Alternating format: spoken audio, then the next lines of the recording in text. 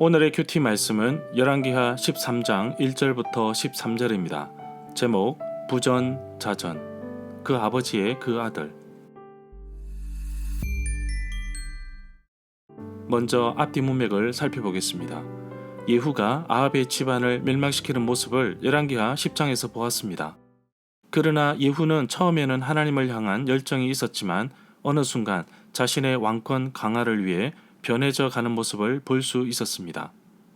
예후는 아합이 숭배했던 바알의 우상들을 부수고 깨뜨렸지만 계속해서 자기 왕권을 위해 금송아지는 포기하지 않았습니다. 열왕기하 11장에서는 아달랴의 섭정과 어린 나이에 왕위에 오른 요아스의 이야기를 말하고 있습니다.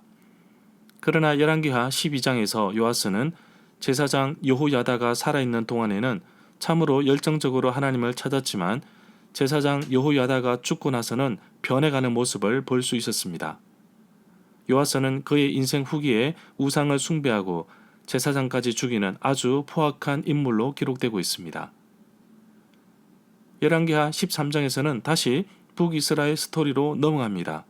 예후가 아합의 집안을 멸망시키고 바알 우상을 제거하였지만 느밧의 아들 여로보암의 길을 갖고 금송아지 우상을 포기하지 못하는 모습을 보게 됩니다. 그의 아들 여호아하스 왕도 모두 죄의 길로 가는 것을 볼 수 있습니다. 심지어 북이스라엘 여호아하스의 왕 아들 요아스도 죄의 길로 갔습니다. 문단을 나눠보겠습니다. 1절부터 9절은 여호아하스의 악행과 심판, 10절부터 13절은 요아스에 대한 평가. 1절에 보면 남유다 왕 아하시아의 아들 요아스가 유다의 왕으로 있은 지 23년째 되던 해에 북이스라엘 예후의 아들 여호아하스가 사마리아에서 이스라엘 왕이 되었습니다. 남북 분열시대 들어오면서 남유다와 북이스라엘 왕의 이름이 비슷한 경우가 많습니다. 그래서 왕의 이름 옆에 대수를 기록하여 구분지어 보았습니다. 열왕기하 11장과 12장은 남유다 왕의 초점을 맞추어 기록하고 있습니다. 13장부터는 다시 북이스라엘 왕에 대한 이야기로 전개됩니다. 2절에 보면 그러나 북이스라엘 11대 왕 여호아하스 왕은 여호와 보시기에 악한 행동을 하였고 이스라엘을 범죄하게 하였던 느밧의 아들 여로보암의 죄를 그대로 따라가 행하였습니다. 여호아하스 왕은 죄의 길에서 돌이키지 않았습니다. 여로보암 왕이 저지른 죄로 인해 여호와께서 이스라엘을 버리셨습니다. 여로보암의 죄에 대한 구체적인 내용은 열왕기상 12장 28절부터 32절에 나옵니다. 첫 번째로 금송아지 2개를 만들어서 백성들을 예루살렘에 올라가지 못하게 하였습니다. 그리고 금송아지를 보고서 애굽에서 인도하여 낸 신이라고 하였습니다. 금송아지 하나는 베델에 두고 다른 하나는 단에 두었습니다. 그래서 온 이스라엘이 범죄하였습니다. 두 번째는 산당을 짓고 레위 사람이 아닌 보통 사람들을 제사장으로 삼았습니다. 세 번째는 여호와께서 정해 주신 절기를 자기 마음대로 변경했습니다. 8째 달, 15째 달을 절기로 정하여 유다의 절기와 비슷하게 만들었습니다. 3절에 보면 그리하여 여호와께서는 이스라엘에게 진노하셔서 이스라엘을 아람의 하사엘과 그의 아들 벤 하닷에게 넘겨주었습니다. 엘리사가 도단에 있을 때에 체포하려고 달려들었던 아람 왕은 벤 하닷입니다. 그런데 엘리사는 벤 하닷의 신하 하사엘에게 기름을 부어 왕으로 삼습니다. 아람 왕 하사엘이 죽고 나서 하사엘의 아들 벤 하닷이 대신하여 왕이 되었습니다. 이 내용은 열왕기하 13장 24절에 나옵니다. 이 구절에서 말하는 벤 하닷 왕은 하사엘의 아들입니다. 여호와께서 하사엘의 손에 맡기셨다고 하였는데 이 사실을 알았던 엘리사는 하사엘을 보고 울었습니다. 아람이 늘 이스라엘의 위협적인 존재였다는 사실이라고 알려주고 있습니다. 거의 23년 동안 여호아하스와 요아스가 통치하는 동안 계속해서 괴롭혔다는 것입니다. 4절에 보면 그러자 북이스라엘 11대 왕 여호아하스는 여호와께 간절히 간구하였습니다. 여호와께서 여호아하스의 간구를 들어주셨는데 이스라엘이 아람에게 심하게 괴롭히는 것을 보셨기 때문입니다. 아람의 학대가 너무나 심하고 힘들었기에 마치 사사시대처럼 이스라엘을 구원하여 주신 것처럼 자비를 베풀어 주십니다. 5절에 보면 북이스라엘 11대 왕 여호아하스가 여호와께 간구하였는데 여호와께서 이스라엘을 구원하여 주실 사람을 보내어 주십니다. 이 구원자가 요아스 또는 여로보암을 가리킬 수도 있지만 엘리사를 구원자로 보는 것이 더 타당하다고 볼 수 있습니다. 6절에 보면 그럼에도 불구하고 이스라엘 자손들은 이스라엘을 범죄하게 하였던 여로보암의 집의 죄를 떠나지 아니하고 여전히 그 안에서 행하며 죄에서 돌아서지 않았습니다.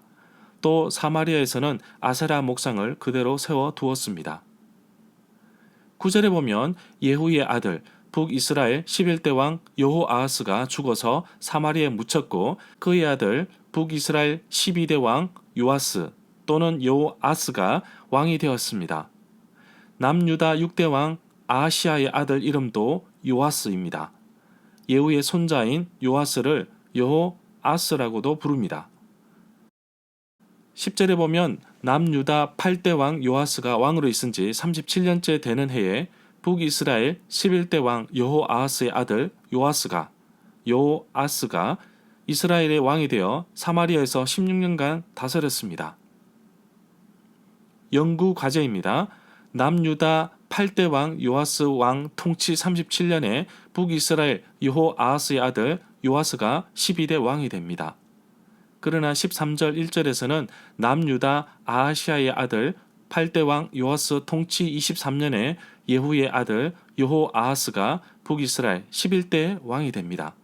두 구절을 비교해서 보면 숫자가 일치하지 않는다고 합니다. 그래서 70인 역에서는 10절을 남유다 요아스가 왕으로 있은 지 39년이라고 기록하고 있습니다. 이러한 내용은 독일 성서 해설에 나옵니다. 11절에 보면 북이스라엘 12대 왕 요아스의 평가를 한 절로 표현하고 있습니다. 북이스라엘 12대 왕 요아스는 여호와 보시기에 악을 행하였고 이스라엘로 하여금 죄를 짓게 만들었던 느밧의 아들 여로보암의 죄를 그대로 따라가게 하였습니다. 요아스는 죄에서 돌아서지 않고 그 길을 그대로 걸었습니다. 12절에 보면 북왕국 13대 왕 여호아스, 요아스의 남은 행적과 그가 행하였던 모든 일과 남유다 왕 아마샤와 싸운 일은 이스라엘 왕 역대 지략에 기록되어 있습니다. 13절에 보면 북왕국 12대 요아스, 여호아스가 죽어 그의 아들 여로보암이 왕위에 올랐습니다. 북이스라엘 초대 왕은 여로보암입니다. 항상 왕들의 평가 기준이 되었던 여로보암을 여로보암 1세라고 부릅니다. 그리고 13절에 나오는 요아스의 아들 여로보암을 여로보암 2세라고 합니다. 절마다 상세한 설명과 구절 해석, 핵심 내용과 중심 줄거리는 네이버 블로그에 올려져 있습니다. 내게 주시는 교훈입니다. 여호아하스의 평가는 2절, 요아스의 평가는 11절에 나옵니다. 북왕국 11대 왕 여호아하스는 이스라엘이 어려움에 처해지자 여호와께 기도합니다. 이렇게 자비를 베풀어 주시고 은혜를 베풀어 주시는데 여전히 죄를 짓는 모습은 너무나 안타깝습니다. 반복되는 죄의 모습 속에 진정한 회개가 있어야 할 것입니다. 단순히 입술의 고백을 넘어서 행동으로 변화가 있어야 할 것입니다. 아버지의 실패와 잘못된 것을 보고도 제대로 회개하지 않았던 북왕국 12대 왕 요아스는 그의 평가 역시 아버지와 동일하게 기록하고 있습니다. 하나님의 자비하심과 은혜를 기억합시다. 그리고 하나님 앞에서 고쳐 나가야 할 부분이 있으면 하나님께 기도하고 나의 삶을 바르게 고쳐갑시다. 자녀들에게 물려줄 믿음의 유산이 있으십니까? 왕이니까 권력과 힘과 재물을 넘겨주겠지만 그리스도인은 세상의 것이 아닌 믿음과 신앙을 유산으로 넘겨주어야 합니다. 그의 아버지의 그의 아들의 모습은 닮게 되어 있습니다. 부모가 믿음으로 잘 살아야 자녀들도 신앙의 깊이가 넘쳐납니다. 잘못된 것은 고치고 또 회개하며 교훈을 얻어 정말 과거의 잘못된 길을 다시는 밟지 않고 믿음의 유산을 넘겨주는 자가 되기를 소망합니다.